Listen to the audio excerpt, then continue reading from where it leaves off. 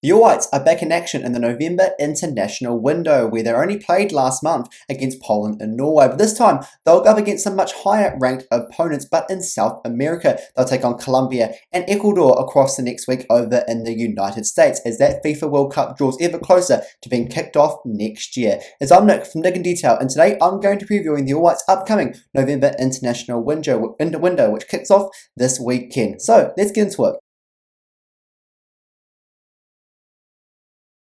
That's right, it only seemed pretty much last month, or this time last month, when the All Whites were last in action, but with the World Cup getting ever closer, once again another international window is coming up. And this time it's the November one, obviously, and the All Whites are once again back in action in the international break. They'll take on Colombia and Ecuador across the next week, much higher ranked opponents than last opponents over in Europe, in Norway and Poland, and it all starts this weekend over in the United States. So let's get my thoughts on these upcoming games for the All Whites. Honestly, this is even better than the ones we had last time out. Obviously, last time they took on the 29th ranked Norwegians and the 33rd ranked Polish outfits, and put on some pretty decent performances against them as well, because the All Whites are all the way back ranked in the 80th spot. But once again, this is going to be another big step up for the All Whites ahead of their upcoming FIFA World Cup. Their first since 2010. 13th ranked Colombia and 23rd ranked Ecuador are not going to be easy. Both these teams, second and third in the South America World Cup qualifying positions at the moment, just behind Argentina, who of course obviously are top of the group, and very much those two teams very much certain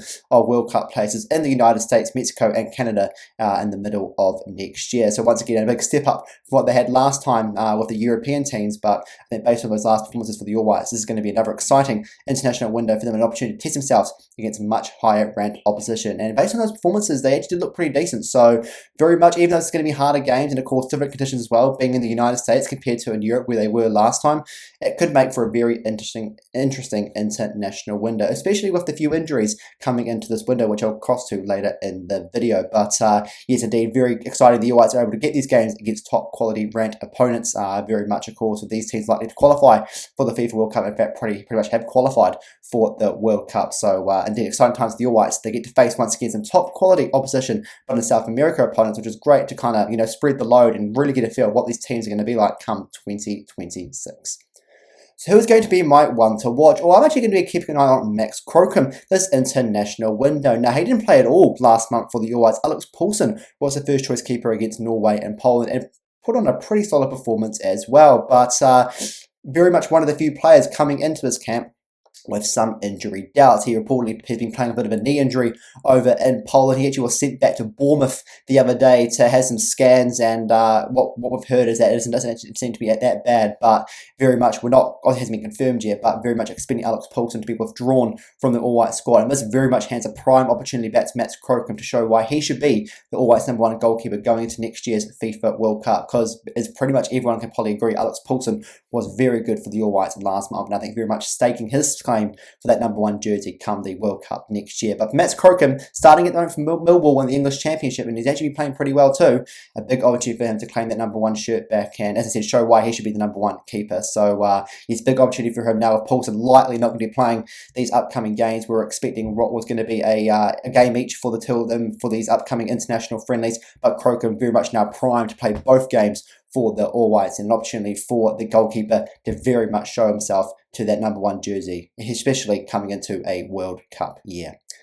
So that's lazy for my predictions. How do I believe the All Whites are going to get on in this upcoming window? Well, I certainly am probably not going to be backing them to beat Colombia. Colombia, of course, 13th ranked, and actually very much a solid outfit as well, led by the likes of Bayern Munich winger Luis Diaz. And yeah, I'm expecting Colombia to beat the All Whites on that one. I'm going to say a 1-0 for Colombia in that game. The second game against Ecuador, I'm going to be predicting a 0-0 draw. I think they certainly can get up over the 23rd ranked Ecuadorian side. I think more notably in their side, Chelsea midfielder Moises Caicedo playing for them as well.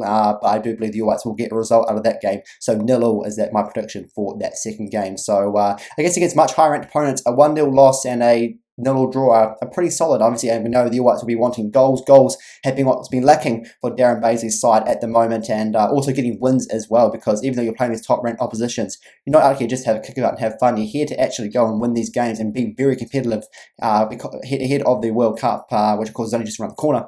So indeed, for the All Whites, they'll be wanting to get the results out of this one, but I think there's a few injuries missing as well. I just don't think we're going to see that this international window. So that's going to be it for me. Obviously, I said a few injuries coming into this. Chris Wood, of course, not available. He's been out for the last few weeks from Nottingham Forest with an injury.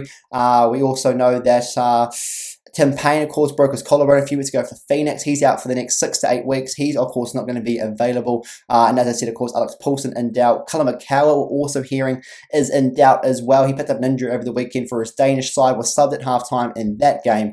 And we are also hearing that there is also another injury that's been picked up as well. Liberato Kakache, of course, who's been niggling a hamstring injury this year for Wrexham, of course, has come back over the last couple of weeks and been pretty solid for the Welsh outfit, who really seemed to get some form going in their first championship season. But from what we're hearing from Wrexham coach Phil Parkinson, it looks like it's going to keep him out of the international window. So that's another withdrawal we're expecting to hear as well. There was meant to be an update out today, our time, but nothing as of yet. But those are the expected absences. So, of course, you're rich for Kakache out. Likely mean Francis de Vries is going to start at left back. I said with Poulsen now, it means Crocom's probably going to start. And from what we're hearing around Macau, we're hearing Jesse Randall as a possible option to be recalled. He's been in great form from Auckland FC this season. Recently, actually just scored the winner for Auckland FC. The winner. He scored the second goal that proved to be the pivotal goal for Auckland FC in their win over the Phoenix in the weekend, which, by the way, I will be reviewing tomorrow as well. So stay tuned for that.